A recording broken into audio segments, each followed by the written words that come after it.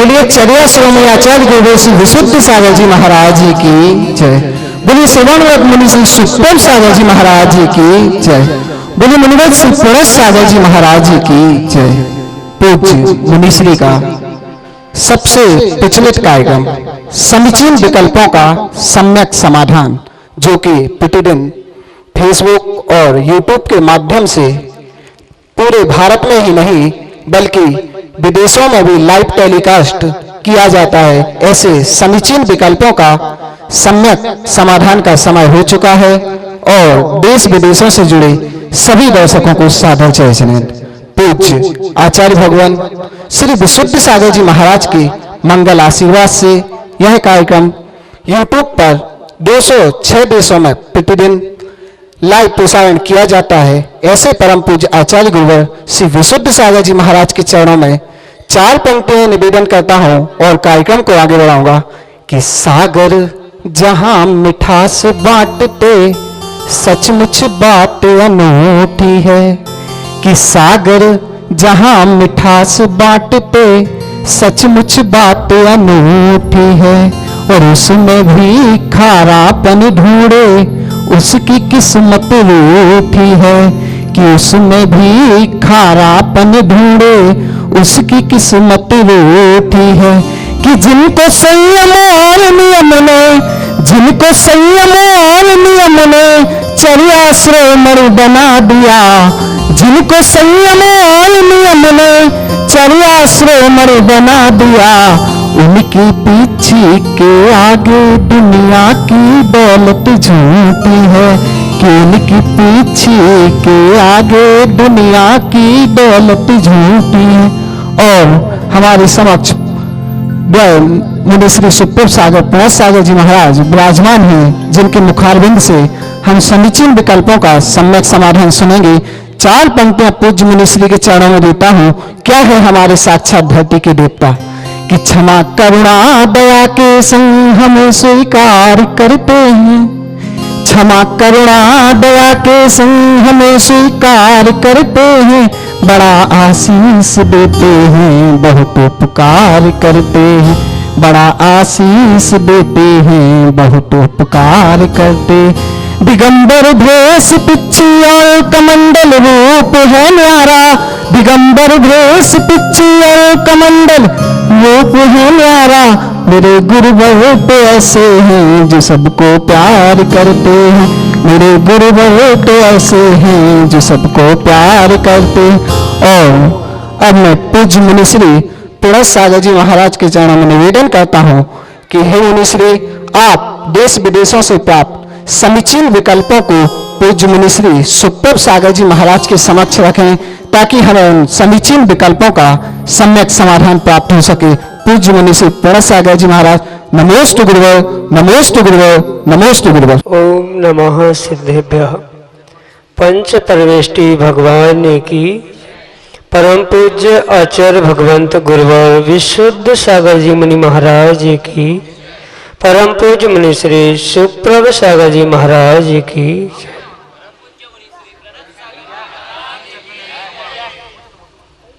समीचीन विकल्पों का सम्यक समाधान हम सभी प्राप्त कर रहे हैं। परम पूज्य आचार्य भगवंत गुरुवर विशुद्ध सागर जी महाराज की महती अनुकंपा एवं उनके मंगल सुभाषिष से पूर्वाचार्य आचार्य भगवंतों ने स्वाध्याय के 5 भेद बदलाए हैं। उन 5 भेदों में एक प्रच्छना नाम का स्वाध्याय है, जो कि हमें परम पूज्य आचार्य गुरुवर के मंगल सुभाषिष से उन्हीं के सुयोग्य शिष्य परम पूज्य मुनिश्री सुप्रभ सागर जी महाराज ने हम सब पर महती अनुकंपा की और इस प्रच्छना नाम के स्वाध्याय को सम्यक समाधान नाम दिया। प्रारंभ करते हैं आज का सम्यक समाधान। और आज का पहला विकल्प सारंगपुर मध्य प्रदेश से डॉक्टर अंकित जैन परम पूज्य मुनिश्री के चरणों में बारंबार नमोस्तु निवेदित करते हुए अपना समीचीन विकल्प रख रहे हैं कि क्या सम्यक दर्शन से कर्मों का क्षय होता है। जबकि हम भली भांति जानते हैं कि अनंतानुबंधी चार कसाएं दीर्घ संसार का मुख्य कारण है। फिर सम्यक दर्शन कर्मों का क्षय कैसे करता है? हमारे समीचीन विकल्प का सम्यक समाधान करने की अनुकंपा करें। नमोस्तु महाराज जी, नमोस्तु। ओम नमः सिद्धम। परम पूज्य आचार्य भगवान गुरुवर विशुद्ध सागर जी महाराज के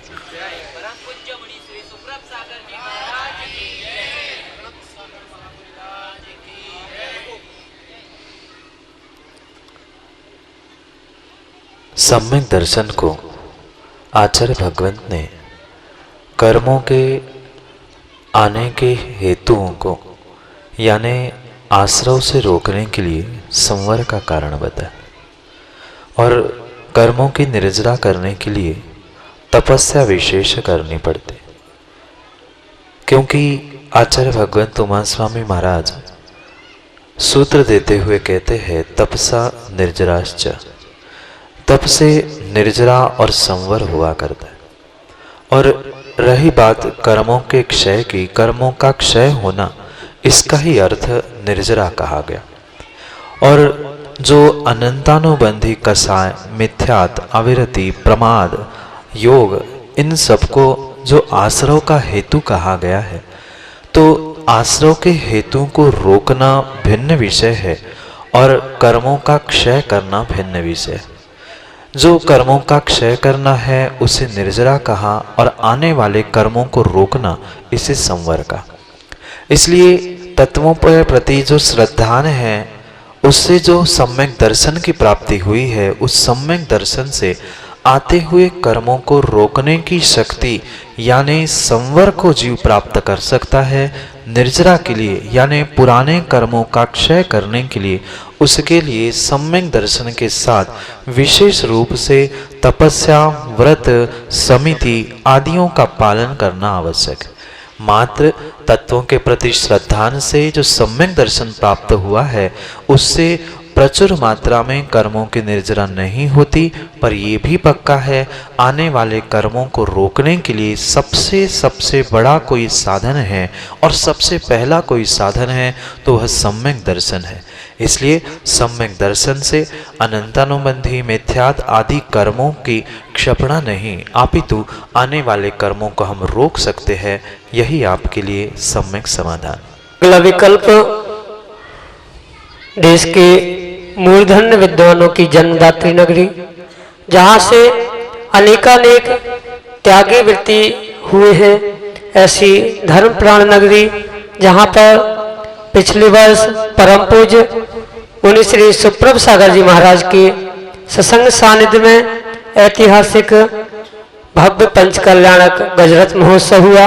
ऐसी धर्म प्राण नगरी सोरई से हमारे सामने है विजय जैन, जो कि अपना समीचीन विकल्प परम पूज्य मुनि श्री के समक्ष रख रहे हैं।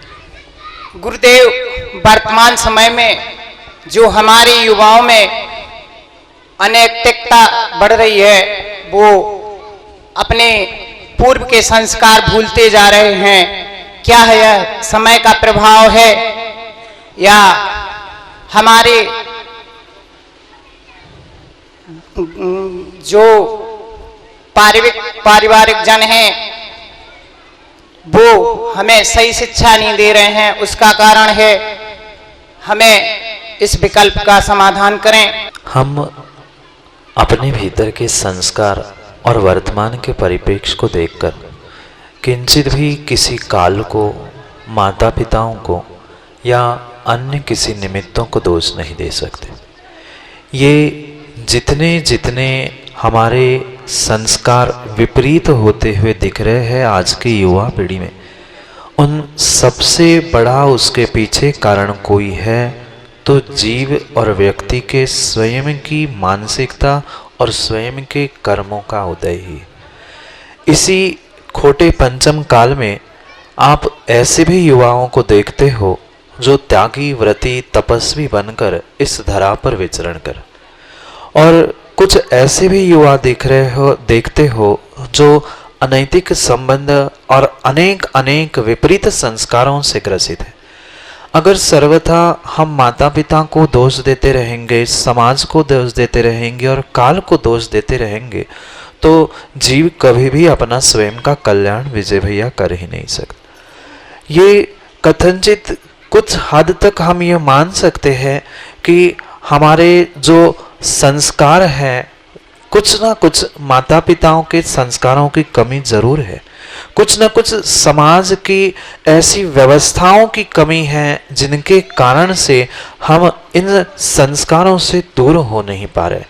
क्योंकि ये पक्का मानना, बड़े अनेक समाजों में, अनेक स्थानों में यही देखा जाता है, जहाँ पर धन या पैसे देने वाला व्यक्ति होता है, उसके सब संबंध और सब संस्कार सब लोग ग्रहण करते हैं, और वही काम अगर कोई छोटा व्यक्ति करता है तो उसे समाज से बाहर निकाला जाए। ये एक सामाजिक ऐसी व्यवस्था और इतनी विपरीतताएं वर्तमान में प्राप्त हुई है, जिसके कारण से आज के युवा और आज की समाज उससे बाहर उभर नहीं पा रही। अगर सर्वथा युवाओं की ही गलती हम कहेंगे तो वह भी योग्य नहीं हो पाएगा, क्योंकि कोई भी कार्य होता है तो उन प्रत्येक कार्यों के लिए सबकी सामूहिक कुछ ना कुछ हिस्सेदारी उसमें हुआ करती। कुछ हद तक वर्तमान के मोबाइल, वर्तमान की ये जितनी तकनीक टेक्नोलॉजी आपके सामने है, उसके साथ साथ माता पिताओं को भी बेटों बच्चों को पढ़ाई के लिए पता नहीं कहाँ कहाँ भेजना है, वहाँ दूर दराज में वो क्या पढ़ रहे हैं, क्या संस्कारों को प्राप्त कर रहे हैं। उसके अलावा जो आज एक मात्र भौतिकता के पीछे, जो चकाचौंध के पीछे युवाओं की दौड़ चल रही है, उन सबके कारण से ये प्रभाव दिख रहा है। ये परम सत्य है कि कुछ हद तक काल का प्रभाव तो है, पंचम काल में ऐसा होगा ये भी जिनवाणी में लिखा है, पर इसका अर्थ ये नहीं है कि हम अपना पूरा पाप काल पर माल दें, या ऐसा किंचित भी नहीं हम गलती करें और माता पिता को कोसे कि माता पिता ने ऐसा किया। क्योंकि आज अक्सर यही देखा जाता है कि गलती कोई और करता है, हम कोसते किसी और को। अब किसी के माना कि पिताजी कोई गलत कार्य कर रहे हैं तो उसमें बेटे की क्या गलती, या किसी के बेटे ने कोई गलत कार्य किया है तो क्या माता पिता की प्रेरणा से उसने किया होगा? जरूरी नहीं है। इसलिए ये सर्वथा कहना गलत है कि माता पिता के संस्कार है या अकेले युवाओं ही बिगड़े हैं, सर्वथा या सही पूर्ण रूप से हम ऐसा नहीं कह सकते। और ये भी परम सत्य है कि अगर जैसे माता पिता है वैसे ही अगर बेटा है, तो आप तो इस सोरई नगर में हो, जिस नगर की प्रसिद्ध कोठिया जी हुई, क्या उनके परिवार का प्रत्येक व्यक्ति पंडित बन पाया? हर व्यक्ति अपने अपने क्षयोक्षम से जीता है। इसलिए जरूरी नहीं है कि जैसा गुरु हो वैसा उसके चेले हो, जैसे माता पिता हो उसका वैसा ही बेटा हो, जरूरी नहीं। ये व्यवहार से जरूर कहा जा सकता है किंचित कि हाँ उनके जैसा वो है, उनके जैसा ऐसा है, पर सर्वथा ऐसा नहीं होता। इसलिए मात्र जो बढ़ते हुए विपरीत संस्कार है उसके पीछे अकेला काल कारण नहीं है, अकेले संस्कार कारण नहीं है, अपितु इन सब का कुछ न कुछ परसेंटेज उसमें लगा है, और इन सभी कारणों से आज ये संस्कार युवाओं में और समाज में बढ़ रही। मैं तो और थोड़ा सा आगे बढ़ के यही कहूँगा, मात्र युवाओं को दोष देने से काम नहीं होगा, बुजुर्गों को भी बैठकर इस विषय पर चर्चा विमर्श और निर्णय करना होगा कि आने वाली समाज को संभालना है तो हमें युवाओं को संभालना है, समाज को संभालना है तो प्रौढ़ व्यक्तियों को भी बैठकर विचार करके निर्णय करना होगा कि हमें आगे क्या करना है। क्योंकि जो धन के लालच में आकर आज धर्म की और सभी व्यवस्थाओं की जो धज्जियां उड़ाई जा रही है वे वास्तव में योग्य नहीं है। इसलिए सब मिलकर अगर निर्णय करेंगे तो संस्कार और समय कुछ भी नहीं कर सकता। कठोर निर्णय लेने का समय है, वह सब आप सबके हाथ में है, और आप सब मिलकर निर्णय लोगे तो अवश्य ही आने वाली समाज इन अनैतिक आदि सभी संस्कार और संबंधों से दूर हो सकती है। यही संक्षेप से आपके लिए सम्यक समाधान। अगला विकल्प ललितपुर उत्तर प्रदेश से श्रीमती मोनिका जैन परम पूज्य मुनिश्री के चरणों में बारंबार नमोस्तु निवेदित करते हुए अपना समीचीन विकल्प रख रहे हैं कि महाराज जी हम अपनी ईर्ष्या आदि कसायों को कैसे खत्म कर सकते हैं? हमारे समीचीन विकल्प का सम्यक समाधान करने की अनुकंपा करें। नमोस्तु महाराज जी, नमोस्तु। पंचम काल में किसी भी जीव की, किसी भी व्यक्ति की 100% कसाय खत्म नष्ट नहीं होते। अंतर इतना है, जो उस कसाय का व्यक्ति दुरुपयोग कर रहा था या कसाय के निमित्त से अशुभ कर्मों का आश्रय कर रहा था, इतना वह अवश्य कर सकता है। उन कसायों को संभल कर उसको योग्य स्थानों पर लगाकर या उसको अन्य रूप में परिवर्तित करके जीव उस कसाय के निमित्त से होने वाले अशुभ कर्मों से बच सकता है। ये कतई संभव नहीं है कि हम अपनी कसाय को एक साथ निकालकर बाहर फेंक दें। अगर कसाय पूर्ण रूप से नष्ट हो ही जाएगी तो फिर हम परमात्मा ही बन जाएंगे। इसलिए परमात्मा बनने के पूर्व इतना अभ्यास हमें जरूर करना होगा। जो हम माना कि 2 घंटा दिन भर कोई कसाय में ईर्ष्या, क्रोध, मान, माया में लिप्त है, तो कम से कम 24 घंटे की सीमा 10 घंटे में, 10 घंटे की 2 घंटे में, 2 घंटे की 1 आधा, ऐसे करते करते हम उन कसायों से दूर होने का प्रयास कर सकते। क्योंकि पूर्ण रूप से कसायों से निष्कासित हो जाना या कसायों से दूर हो जाना कतई संभव नहीं। इसलिए कुछ हद तक हम उसे कम करने का प्रयास करते रहेंगे और उसे हमें स्वयं से ही करना होगा। और उस कसाय को, ईर्ष्या हो चाहे क्रोध आदि कोई कसाय हो, उसे कम करने के लिए सबसे बड़ा साधन अगर कोई है तो जिनवाणी का स्वाध्याय है। मात्र ग्रंथ लेकर सामने बैठ जाना, व्यवहारिकता निभाना, इसका अर्थ स्वाध्याय नहीं है। अपितु जो ग्रंथों में पूर्वाचार्यों ने लिखा है, उन ग्रंथों को पढ़कर उसे जीवन में उतारने का प्रयास करेंगे तो ही यह काम सफल हो सकता है। बहुत अच्छी बात है, आप द्रव्यानुयोग, कर्णानुयोग जैसे कठिन ग्रंथ नहीं भी पढ़ पा रहे हैं तो माँ कम से कम हम प्रथमानुयोग पढ़ के जिसने ईर्ष्या की, जिसने कषाय की, उसकी क्या गति हुई, यह पढ़कर, यह सोचकर हमें उसका निर्णय करना होगा। मात्र ईर्ष्या के वश ही अंजना ने पूर्व पर्याय में उन कितने कितने विकल्पों को प्राप्त किया और आने वाले समय में यानी उस पर्याय में उसने क्या स्थिति को प्राप्त कर लिया, ये हर कोई जानता है। चंद मिनटों की ईर्ष्या चंद वर्षों में बदल गई। ऐसी ही अगर हम प्रत्येक उन महापुरुषों के विषय में या पूर्व ग्रंथों में प्राप्त प्रथमानुयोग के उन जीवों के विषय में समझेंगे तो नियम से मुझे विश्वास है कि आपकी कषाय, ईर्ष्या आदि अपने आप कम होती रहेगी। पर आवश्यकता यही है कि उसे हमें कम करने के लिए स्वयं से, मन से लगना पड़ेगा कि हाँ, मैं अगर इन कषायों में उलझा रहूंगा तो मेरा कार्य, मेरा जीवन खतरे में आ सकता है। यह विचार जब तक नहीं आएगा तब तक आपकी कषाय कम नहीं हो सकती। किंचित भी कोई परमात्मा, कोई गुरु आकर आपकी कषाय कम नहीं कर सकता। न किसी मेडिकल की दुकान में दवाई मिल सकती है कि सरदर्द की दवाई है, बुखार की दवाई है, ऐसी ईर्ष्या कषाय कम करने की दवाई, क्रोध कषाय कम करने की दवाई किसी बाजार में, मेडिकल में नहीं मिलेगी। ये सभी दवाई जिनवाणी रूपी औषधि से ही ठीक हो सकती है। आप जिनवाणी के स्वाध्याय आदि का प्रयास करते रहे, जिनवाणी रूपी औषधि का पान करें। नियम से आपकी कषाय कम होगी। यही आपके लिए सम्यक समाधान। अगले विकल्प के लिए हमारे सामने है प्रतिभा जैन, मढ़ौरा, उत्तर प्रदेश से, जो कि अपना समीचीन विकल्प परम पूज्य मुनिश्री के समक्ष रख रहे हैं। नमोस्तु मुनिश्री, नमोस्तु नमोस्तु। मेरे समीचीन विकल्पों का समाधान करें। जो व्यक्ति मंदिर की वस्तु या द्रव्य घर में या निजी व्यापार में लगाता है, उसको कौन से कर्म का बंध होता है?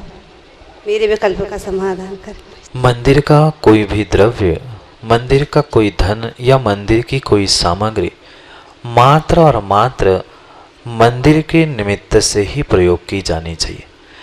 जो जिस प्रकार से उस द्रव्य के लिए आय की गई है, यानी जिसके लिए कहकर हमने उस मंदिर के द्रव्य को इकट्ठा किया है, चाहे धन हो या कोई पुद्गल सामग्री क्यों ना, वह उसी प्रकार से ही उसका खर्चा होना चाहिए, अन्यथा उसका प्रयोग अगर किया है तो नियम से हमें एक नहीं अनेक अशुभ कर्मों का आश्रय होता है। और विशेष करके अगर उन सामग्रियों का, धन द्रव्य आदि पर वस्तु का व्यक्ति ने स्वयं के निजी प्रयोग के लिए या घर के किसी भी प्रकार के कार्य के लिए प्रयोग किया है तो वह मात्र निर्माल्य की ही कोटि में आएगा। कितना भी प्रकार का वह धन हो या किसी भी प्रकार की सामग्री क्यों ना हो, इतना ही नहीं, मंदिर की जो माँ चटाई होती है उस पर बैठकर आप घरेलू बातें भी करोगे तो पक्का मानना वहां बैठे बैठे आपने निर्माल्य के सेवन का पाप बंध कर लिया है।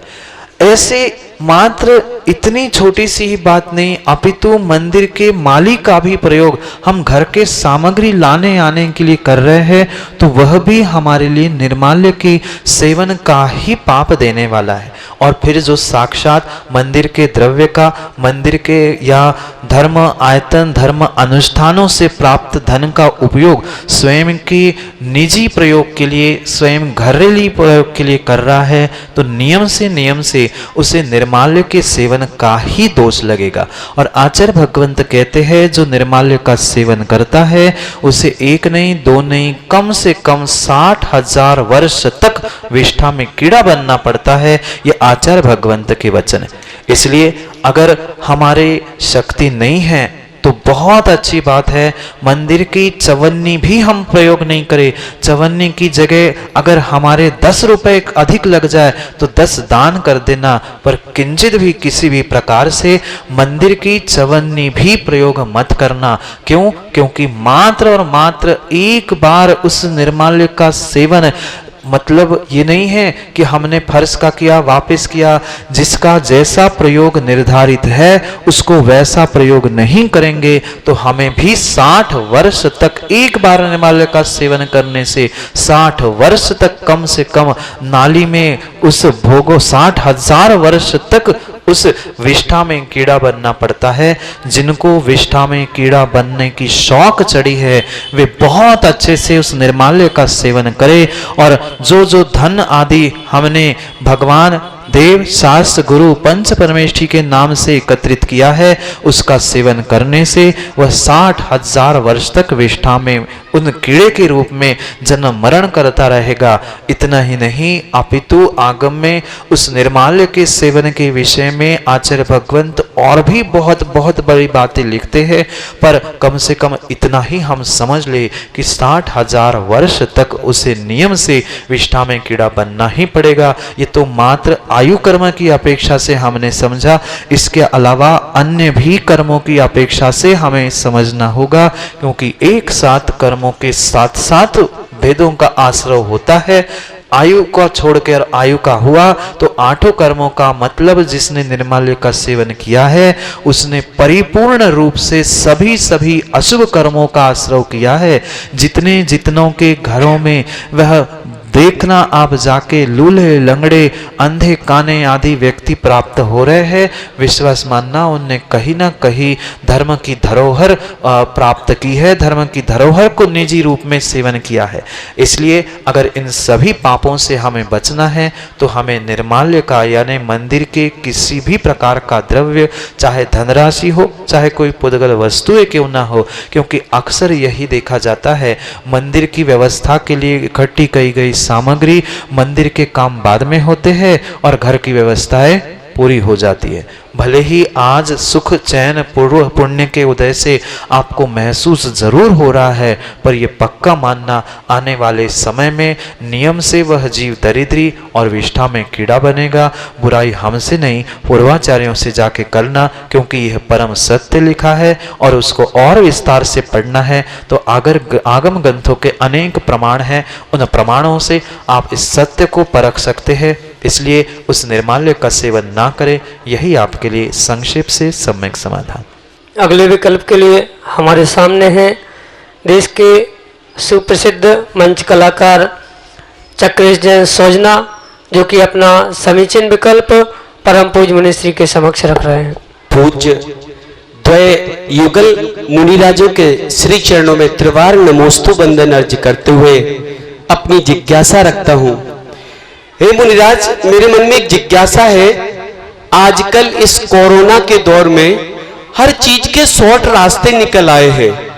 जैसे ऑनलाइन पढ़ाई होने लगी, ऑनलाइन शादियां होने लगी, ऑनलाइन खरीदारी भी होने लगी। तो हे भगवान, हम जानना चाहते हैं कि जब हर चीज के शॉर्ट रास्ते निकल आए हैं तो क्या मोक्ष जाने का भी कोई शॉर्ट रास्ता है?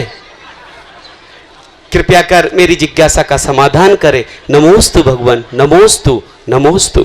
बहुत अच्छा विकल्प है। आजकल मात्र पढ़ाई शादी ही ऑनलाइन नहीं, आजकल बच्चे भी ऑनलाइन होने लग गए हैं और पुण्य भी ऑनलाइन मिलने लग गया है। क्योंकि पढ़ाई की शादी के साथ साथ जीवों ने उन जो साक्षात अपने हाथ से करने वाली क्रियाएं थी उनको भी, जैसे पूजा, अभिषेक, शांति धारा, ये सब कुछ ऑनलाइन प्राप्त करके पुण्य भी ऑनलाइन हो गया है। और जो ऑनलाइन में मिलता है वह मोक्ष की अभिलाषा अगर करता है तो उसे भी ऑनलाइन पुण्य मिलेगा, पर सिद्धशिले वाला नहीं, अपितु छठे काल वाला मिलेगा। क्योंकि ये वास्तव में बहुत सारे जीवों के दिमाग पता नहीं कैसे विपरीतता में चल रहे हैं। कितनी ही शादी क्यों ना ऑनलाइन हो जाए, पर बच्चे को जन्म कोई भी ऑनलाइन चक्रेजी नहीं दे सकता। जैसे ऑनलाइन शादी हो सकती है, ऑनलाइन सब कुछ हो सकता है, बेटे को जन्म ऑनलाइन नहीं दिया जा सकता, ऐसे ही पुण्य भी ऑनलाइन नहीं मिल सकता और मोक्ष भी ऑनलाइन नहीं मिल सकता। जो साक्षात उन क्रियाओं को प्राप्त होता है उससे ही पुण्य, पाप, बेटा प्राप्त करने का सौभाग्य और मोक्ष प्राप्त करने का सौभाग्य मिल सकता है। जिस दिन ऑनलाइन बेटे को जन्म देने की व्यवस्था हो जाएगी, शायद उस दिन ऑनलाइन मोक्ष भी इस पंचम काल में प्रारंभ हो जाएगा। यही आपके लिए सम्यक समाधान है। अगले विकल्प के लिए हमारे सामने है श्रीमती चित्रा जैन, धर्मपत्नी मदन लाल जैन काका, बस सर्विस, ललितपुर, उत्तर प्रदेश से, जो कि अपना समीचीन विकल्प परम पूज्य मुनिश्री के समक्ष रख रहे हैं। महाराज श्री, मेरा त्रिवाल नमोस्तु काका बस सर्विस की तरफ से और ललितपुर परिवार की तरफ से भी नमोस्तु। महाराज श्री, जो दीपायमान मुनि थे और मथुरा में जब आग लगी थी तो ऐसा निहित ही था, द्वारका में जब आग लगी थी तो ऐसा निहित ही था कि ऐसा होना था। कृपया शंका समाधान करिए। द्वीपायमान मुनि के निमित्त से द्वारका में आग लग के द्वारका और यदुवंश का नाश होना, यह कथनचित सत्य था, कथनचित नियत था और कथनचित अनियत था। क्योंकि यह परम सत्य समझना होगा, भगवान के दिव्य ध्वनि में या भगवान के ज्ञान में जो झलका है, उनके दिव्य ध्वनि से जो कुछ भी हमें प्राप्त हुआ है, उनकी दिव्य ध्वनि, उनका वह केवल ज्ञान परम सत्य हुआ कर। इसलिए हम उनके केवल ज्ञान पर या भगवान के दिव्य ध्वनि पर किंचित भी प्रश्न चिन्ह खड़ा नहीं कर सकते। और केवल ज्ञान की अपेक्षा से नियम से यह परम सत्य था कि द्वारिका द्वीपायमान मुनि के निमित्त से ही जलने वाली है और यदुवंश का 2 व्यक्ति को छोड़कर नाश होने वाला। यह भगवान की वाणी में घिरा था। कई जीवों ने उसे असत्य बनाने का प्रयास भी किया, पर वह भगवान की वाणी कभी भी झूठी हो ही नहीं सकती।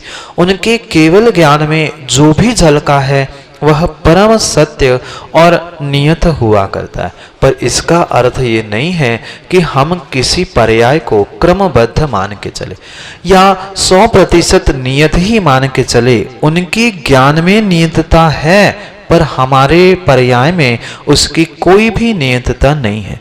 उनके ज्ञान का और हमारे पर्यायों का कोई संबंध विशेष नहीं है। अपितु जो ये वर्तमान में जीवों ने कहना प्रारंभ कर लिया है कि उनके केवल ज्ञान में झलकाई है तो वैसा होना ही है, ऐसा नहीं है। हमारे जीवन में या हमारे साथ जो होने वाला है उन सभी घटनाओं को भगवान ने देखा है, ना कि उनके देखने से कुछ हो रहा है, अपितु हमारे जीवन में जो होने वाला है वह उनने देखा है। दोनों में बहुत अंतर है। जो होना है वह देखना भिन्न विषय है और उनने देखा है वही होना कहना ये भिन्न विषय है।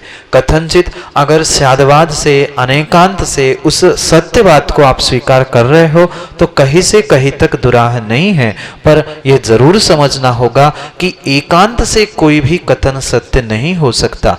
कथनचित नियतता केवली भगवान के केवल ज्ञान की अपेक्षा से, पर ऐसा ही नियोग कह लो, ऐसा ही पुरुषार्थ कह लो या ऐसा ही होनहार रूपक बात कह देना, ये सब कुछ दूसरे पक्ष से भी हमें स्वीकार करना होगा।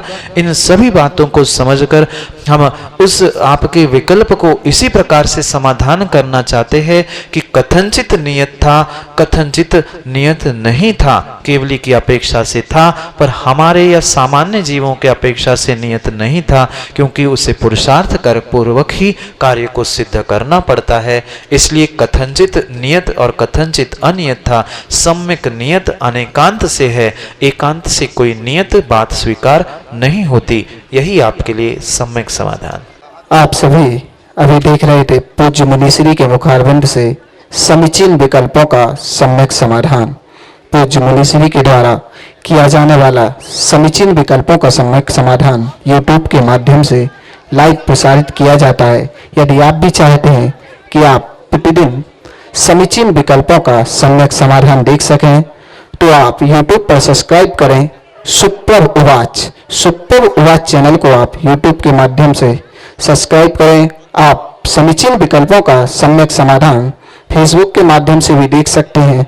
Facebook पर सर्च करें सुपर उवाच पेज को लाइक करें ताकि प्रतिदिन का नोटिफिकेशन आपके मोबाइल पर आ सके। यदि आपके मन में भी किसी प्रकार का कोई समीचीन विकल्प है तो आप हमें निम्नलिखित नंबरों पर अपना समीचीन विकल्प भेजकर पूज्य मुनिश्री के द्वारा समीचीन विकल्प का सम्यक समाधान प्राप्त कर सकते हैं। हमारे नंबर हैं 8707548811। हिंदी में नोट कीजिए 8705548811। हमारा दूसरा नंबर है 7415306441। हिंदी में नोट कीजिए 7415306441। आप अपना समीचीन विकल्प हमें ईमेल के माध्यम से भी भेज सकते हैं। हमारी ईमेल आईडी है samyak.samadhan@gmail.com। द्वारा नोट कीजिए samyak.samadhan@gmail.com। जय जिनेंद्र।